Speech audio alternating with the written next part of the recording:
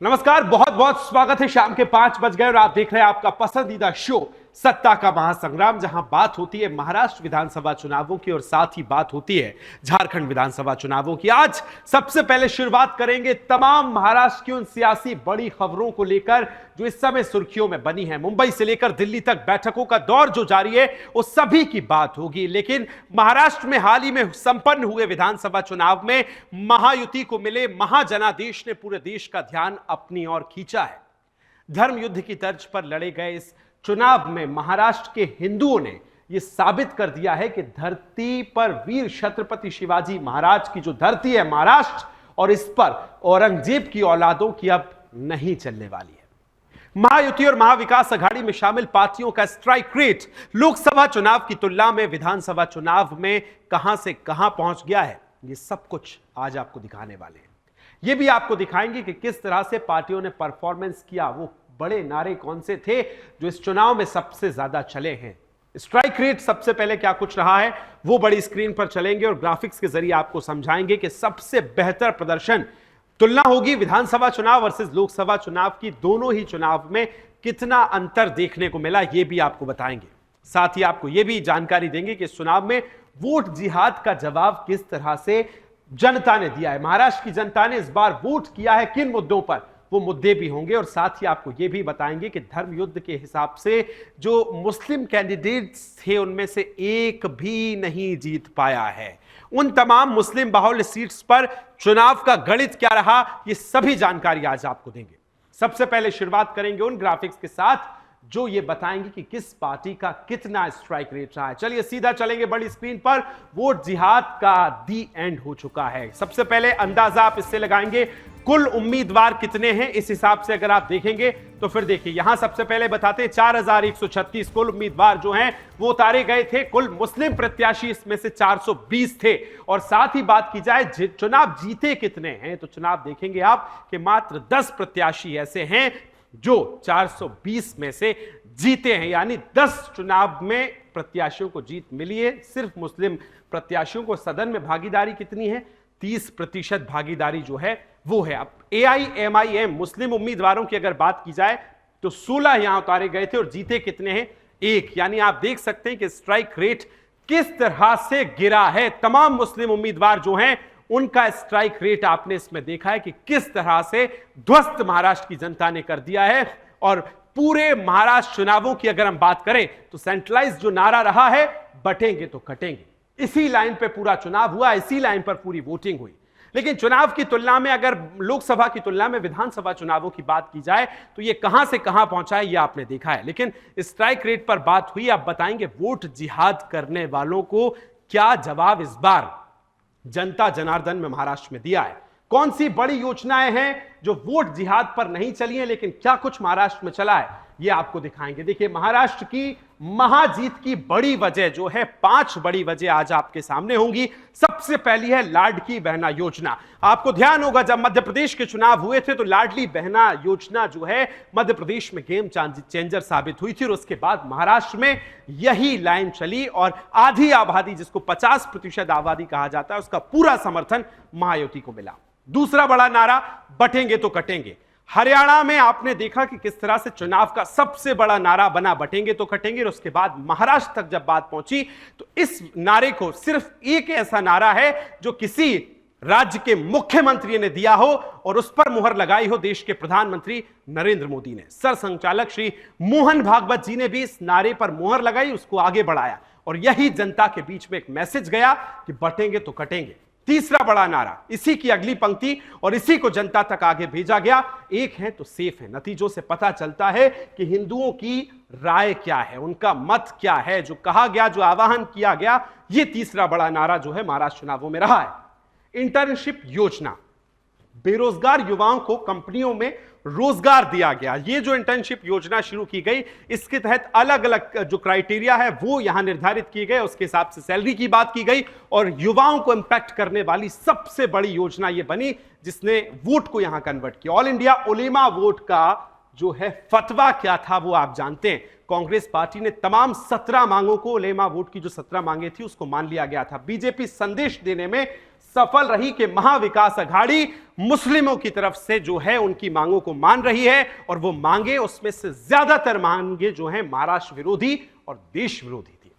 इसका जवाब जनता ने दिया। ये वो 5 नारे थे जो इस पूरी चुनाव में चले, और ऐतिहासिक चुनावों में मुस्लिम कैंडिडेट्स का रिजल्ट कैसा रहा है आप जानते हैं। जहां जहां कांग्रेस पार्टी उतारी उसमें उनका किस तरह से प्रभाव रहा यह भी आपने देखा। लेकिन चुनाव में महायुति को महाराष्ट्र में ऐतिहासिक जीत मिली है, तो इसके पीछे क्या हुआ और हिंदुत्व की घर वापसी कैसे हुई, ये एक सबसे बड़ा मुद्दा जो है अब ये हम आपको दिखाने वाले हैं। कैसे हिंदुत्व की घर वापसी हुई? तो प्रधानमंत्री मोदी एक हैं तो सेफ हैं, अगर आप बटेंगे तो बांटने वाले महफिल सजा लेंगे। प्रधानमंत्री का यह नारा चल गया। लेकिन दूसरा जो सबसे बड़ा चेहरा रहा पूरे महाराष्ट्र चुनाव का, मुख्यमंत्री Yogi Adityanath. 15 back to back Maharashtra के अलग अलग अंचलों में रैली की, और बटेंगे तो कटेंगे। मराठवाड़ा से लेकर मुंबई, मुंबई से लेकर उत्तरी महाराष्ट्र, उत्तरी महाराष्ट्र से मराठवाड़ा, मराठवाड़ा से कोंकण, ठाणे, सभी अंचलों में सिर्फ एक नारा चला, बटेंगे तो कटेंगे। दूसरा बड़ा चेहरा इस चुनाव का।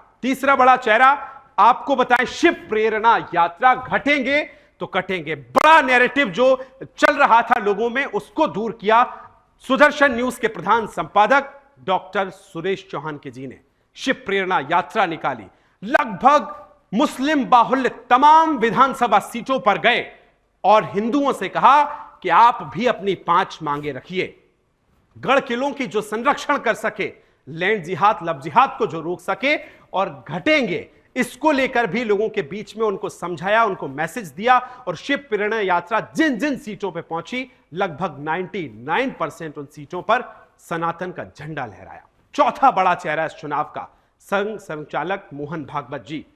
सजग रहो मंत्र से हिंदुओं को एकजुट किया, जगह जगह पहुंचे, जगह जगह सभाएं की, संघ के बीच में एक मैसेज दिया कि आप सजग रहेंगे और ये समय की सबसे बड़ी मांग है, मोहन भागवत जी ने कहा। लेकिन उनके बाद अगर बात की जाए भारतीय जनता पार्टी स्टेट की, देवेंद्र फडणवीस, वो चेहरा जिसने पूरे चुनाव को कहा कि हिंदू एक हो चुका है, हिंदू जागरूक हो चुका है। वोट जिहाद पर जागरूक, अवेयर करने का काम देवेंद्र फडणवीस साहब ने किया।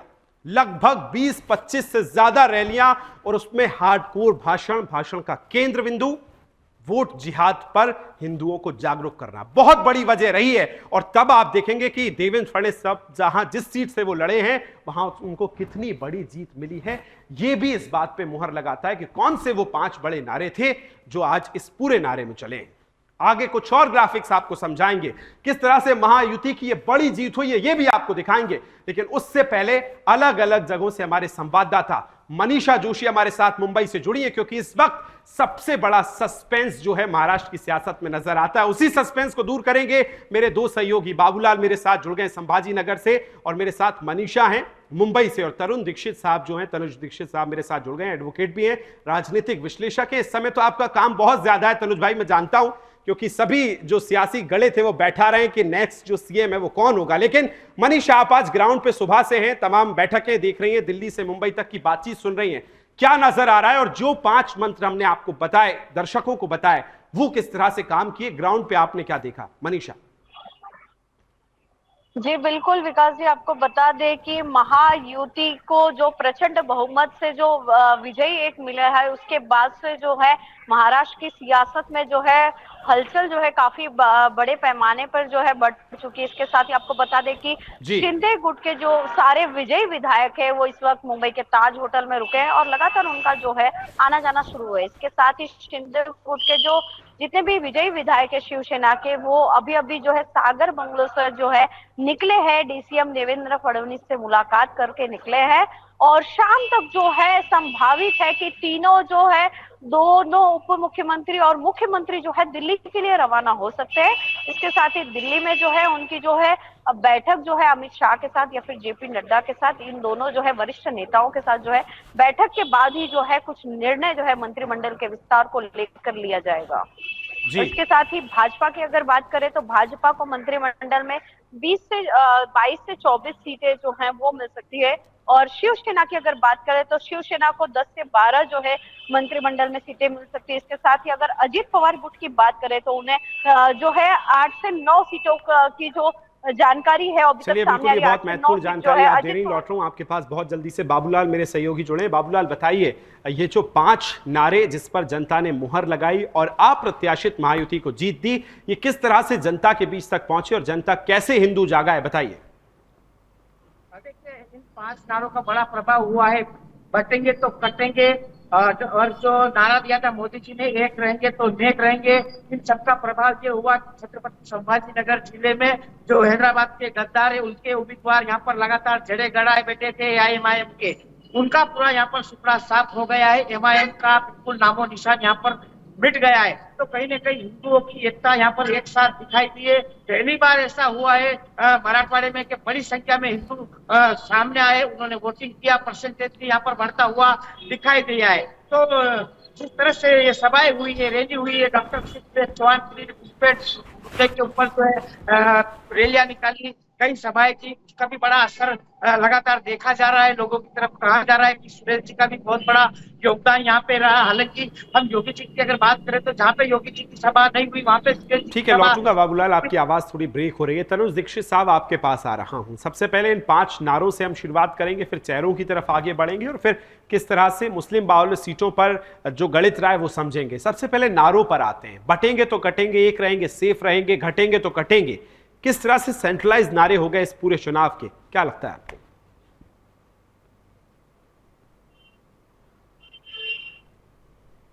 आपकी आवाज नहीं आ रही है दीक्षित साहब, अनम्यूट कर लीजिए आप। म्यूट है मुझे लगता है।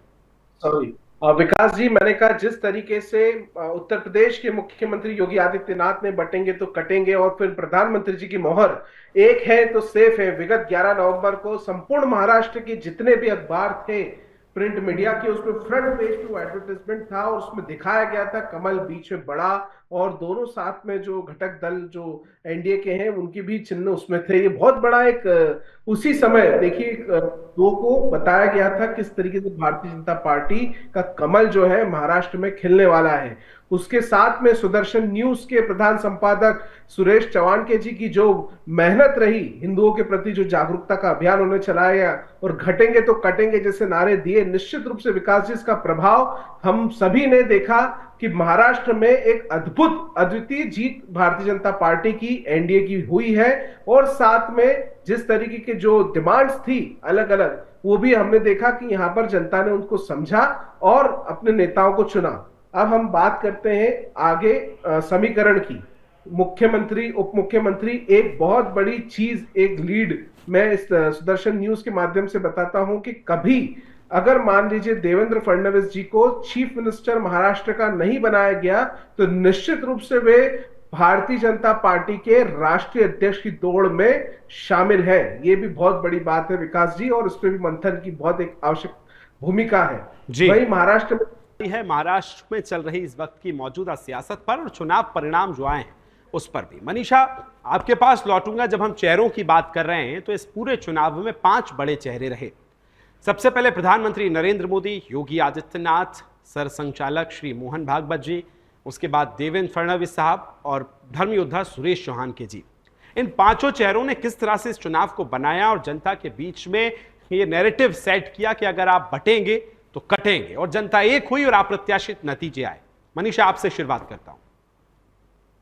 जी बिल्कुल, आपको बता दें विकास जी, जैसे ही जो है महायुति बहुमतों से जीतने लगी थी और जैसे ही जो है यहाँ पर जो भाजपा मुख्यालय है मुंबई में, वहां पे जो जल्लोष का माहौल था, जो सेलिब्रेशन शुरू हो चुका था, इसी बीच जब डीसीएम देवेंद्र फडणवीस यहाँ पर पहुंचे थे तो उन्होंने सबसे पहली लाइन जो है वो यही कही है कि महाराष्ट्र के संतों ने जो है ये बात घर घर तक पहुंचाई है, जन जन तक पहुंचाई है कि महाराष्ट्र जो है वो संतों का महाराष्ट्र है, वो पंथ का महाराष्ट्र है, वो सांस्कृतिक जो है रियासत का जो है महाराष्ट्र है। और इसी के चलते जो है जीत जो है मिली है। और इसके साथ ही जो है आरएसएस जो संघ है और इसके साथ ही जो है धर्म योद्धा जो डॉक्टर सुरेश चौहान के, उन्होंने जो है पूरे महाराष्ट्र बंद में जो है शिव प्रेरणा यात्रा निकाली है। और उसका जो प्रभाव है वो इस चुनाव में बहुत बड़े पैमाने पर हुआ है, और जिसके चलते जो है महायुति की जो है प्रचंड बहुमत से जीत जो है हुई है। इसके साथ ही देवेंद्र फडणवीस ने ये भी बताया है कि इस बार जो है महाराष्ट्र में जो है राष्ट्रवादी जो जनता है, राष्ट्रवाद जो है, उन्होंने ये विचारधारा जन जन तक पहुंचाया है और एक साथ सभाएं हैं।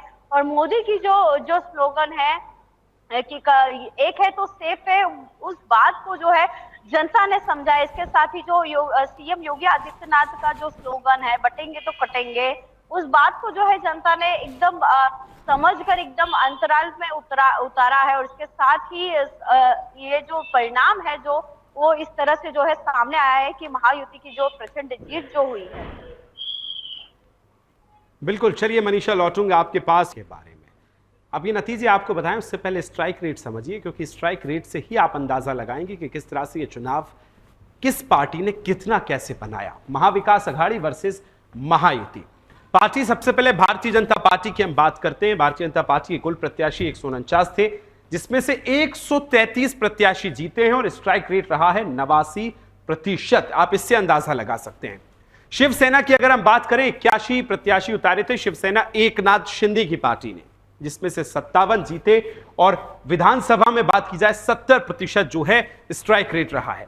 एनसीपी अजित पवार की पार्टी की बात की जाए, 59 प्रत्याशी यहां से उतारे थे, जिसमें से 41 प्रत्याशी जीते हैं। यानी आप स्ट्राइक रेट देखेंगे तो 69% स्ट्राइक रेट विधानसभा के चुनावों में रहा है। और वहीं अगर हम लोकसभा में देखें तो 32% रहा था, 47% रहा था और 25, यानी 32 से 89 का जो बढ़ाने का जो है वो आपने देखा। और इसी के साथ अब देखें कांग्रेस की बात करें, 102 प्रत्याशी कांग्रेस ने उतारे, जीते सिर्फ 15। इससे अंदाजा लगाइए स्ट्राइक रेट सिर्फ मात्र 14% रह गया। एनसीपी शरद पवार की पार्टी 86 उम्मीदवार उतारे, सिर्फ 10 जीते और स्ट्राइक रेट रहा सिर्फ 11। शिवसेना यूवीटी उद्धव गुट ने 95 उम्मीदवार उतारे, 20 जीते और स्ट्राइक रेट रहा 23%। यानी जनता ने इस बार बता दिया है कि महाराष्ट्र में क्या चला, बटेंगे तो कटेंगे। दोनों पार्टियों के स्ट्राइक रेट बताएं। चलेंगे मेहमानों के पास। तनुज दीक्षित साहब, ये स्ट्राइक रेट आपने देख लिया है, अप्रत्याशित स्ट्राइक रेट रहा है, क्या कहेंगे इन आंकड़ों को देखकर? निश्चित रूप से देखिए, महाराष्ट्र में जिस तरीके से दलों में से दल जो बाहर हुए, जैसे जिस तरीके से हम बात करें शिवसेना जो उद्धव ठाकरे और शिवसेना एकनाथ शिंदे बनी, वहीं अजीत पवार की एनसीपी अलग से गुट निकला शरद पवार में से। तो देखिए क्या है, जनता वाकई में इस बार ये भी एक आकलन नहीं कर पाई कि क्या उनको किस गुट के साथ में जाना है। ऐसे में उन्होंने सिर्फ उस पार्टी के ऊपर ध्यान दिया जो हिंदूवादी विचारधारा की और साथ में हिंदुओं के हित के लिए कार्य कर रही है देश भर में। ऐसे में उन्होंने महायुति को पूर्ण समर्थन दिया महाराष्ट्र की जनता ने, और उन्हें पूर्ण विश्वास था। देखिए जिस तरीके से आपने 5 बड़े मेजर फैक्टर्स बताए, उसमें आपने ये भी बताया लाड़की बहना योजना, जिस तरीके से निश्चित रूप से ये भी बहुत बड़ा, और 500 रुपए में गैस सिलेंडर, ये दोनों जो है महत्वपूर्ण दिशा तय करी। क्योंकि देखिए एक मैनिफेस्टो भारतीय जनता पार्टी ने जो सबसे पहले महाराष्ट्र में बीजेपी का मैनिफेस्टो आया था, और जनता को विश्वास है कि जहां भी भारतीय जनता पार्टी की जिस भी राज्य में सरकार रही है, वहां भारतीय जनता पार्टी ने जो भी वादे मैनिफेस्टो में किए हैं वो सरकार आने के बाद में जनता को लाभ भी पहुंचा है और वो फायदे भी मिले हैं। तो ऐसे में जनता का पूर्ण विश्वास था कि अगर वो एनडीए की सरकार, की सरकार 420 इस बार मुस्लिम प्रत्याशी उतारे थे, जिसमें से मात्र 10 जीते हैं पूरे महाराष्ट्र के अंदर। यानी इस बार बिल्कुल जनता ने नकार दिया और जनता ने स्वीकारा कि एक रहेंगे तो नेक रहेंगे। बिल्कुल एक रहेंगे तो नेक रहेगा, इसका असर महाराष्ट्र में देखने को मिला और बड़ी जीत हुई है। साथ ही साथ अगर हम लाड़की बहनों की बात करें तो राज्य सरकार ने जो लाड़की बहनों को राहत दी थी 1500 महीने 5 महीने के उनके खाते में डाले थे, और आगे सरकार जीतने के बाद और बड़ी 2100 रुपए की बात कही थी, और उसी को लेकर लाड़की बहनें भी बढ़ चढ़कर सामने आई और उन्होंने वोटिंग किया, जिसके चलते वोटिंग परसेंटेज भी बड़ा नजर आया। महाराष्ट्र में ऐसा कई वर्षों में पहली बार हुआ है कि इतने बड़े परसेंटेज में वोटिंग यहाँ पर हुई और तमाम हिंदू एक साथ नजर आए। बटेंगे तो कटेंगे का असर लगातार नजर आया और नारे भी लगे बटेंगे के कटेंगे चुनाव प्रचार की जो सभाएं लगातार चल रही देखिए ये जीत की तरफ आगे जो महायुति बढ़ी है और अप्रत्याशित नतीजे आए, ये तमाम फैक्टर थे जो हमने आपको दिखाए। आप सभी का बहुत बहुत धन्यवाद मेरे साथ चर्चा में जुड़ने के लिए, बातचीत करने के लिए। इसी बीच एक बड़ी खबर आ रही है और बड़ी खबर क्या है वो आपको बता रहे हैं। जहां आज दिल्ली शिंदे और फडणवीस पहुंचने वाले हैं, महायुति के नेता आज दिल्ली पहुंच रहे हैं, यानी मुंबई से लेकर दिल्ली तक की दौड़ चालू है। अजित पवार भी उनके साथ मौजूद रहेंगे। दिल्ली में आज बैठक जो है वो हो सकती है और इस बैठक में तय होगा कि अगला सीएम जो है मुंबई का, महाराष्ट्र का कौन होगा। आखिरी फैसला पीएम और केंद्रीय गृह मंत्री अमित शाह करेंगे और उसके बाद मुहर लगेगी कि अगला सीएम कौन होगा। और इसी के साथ आज सत्ता के महासंग्राम में फिलहाल इतना ही। कल फिर ठीक 5 बजे मौजूद होंगे तमाम महाराष्ट्र की सभी बड़ी सियासी खबरों को लेकर। तब तक मुझे और मेरी पूरी टीम को दीजिए अनुमति। नमस्कार। ठीक 8 बजे देखना ना भूलिए जागो, जिसमें आज मुद्दा है संभल कॉन्स्पिरेसी की इनसाइड स्टोरी, युवा पत्रकार प्रदोष सुरेश चौहान के जी के साथ। ठीक 8 बजे जागो।